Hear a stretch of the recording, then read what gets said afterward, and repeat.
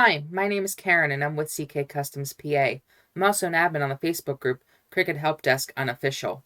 In this video, we're going to talk about the difference between a Cricut Scraper and a Squeegee. So a Cricut Scraper is to literally scrape.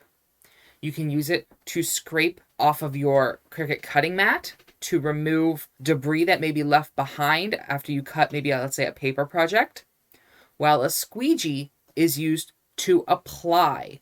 So applying your vinyl, you'll want to use a Squeegee on top of the vinyl.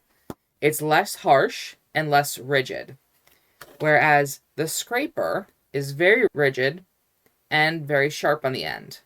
No, not sharp enough to cut yourself, but it is sharp enough to gouge your project, your vinyl, your papers, etc. Just remember, the scraper is to scrape and the Squeegee is to apply.